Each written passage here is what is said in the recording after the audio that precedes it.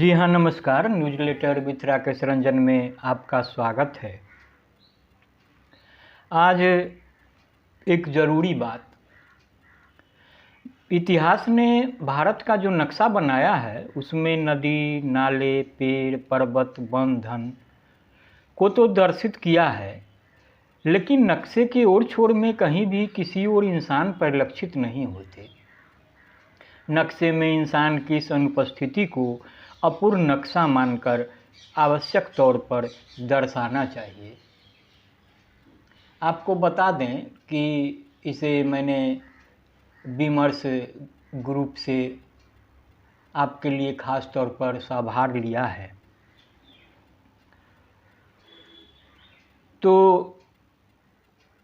जिन्होंने यह चिंता जाहिर की है और सवाल उठाए हैं, उन्होंने आगे लिखा है कि सर्वेश्वर दयाल सक्सेना की कविता जो हमें आईना दिखाती है, देश कागज़ पर बना नक्शा नहीं होता।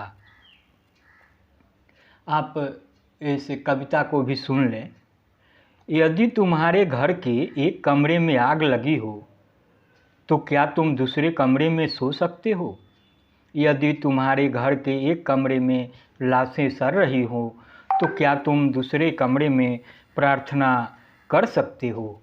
यदि हाँ, तो मुझे तुमसे कुछ नहीं कहना।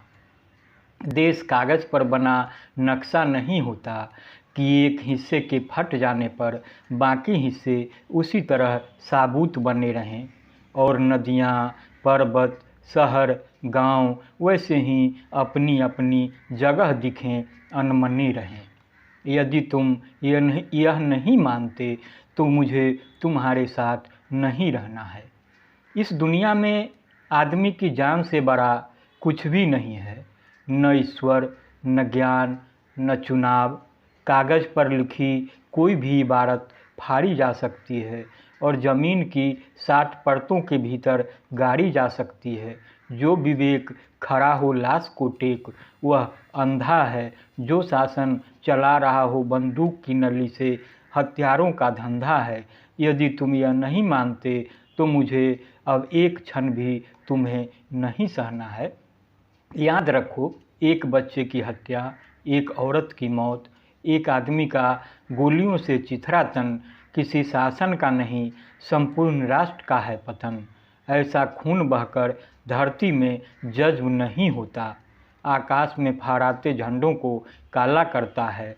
जिस धरती पर फौजी बूटों के निशान हों और उन पर लाशें गिर रही हों, वह धरती यदि तुम्हारे खून में आग बनकर नहीं दौड़ती तो समझ लो तुम हो गए हो बंजर। तुम्हें यहाँ सांस लेने तक का नहीं है अधिकार। तुम्हारे लिए नहीं रहा अब यह संसार। आखिरी बात बिल्कुल साफ, किसी हत्यारे को कभी मत करो माफ़, चाहे हो वह तुम्हारा यार, धर्म का ठेकेदार, चाहे लोकतंत्र का स्वनाम धन्य पहरेदार। तो आप इसके निहितार्थ को समझेंगे तो मेरा आग्रह है कि आप इसे सुने और गुने। आज इतना ही। नमस्कार।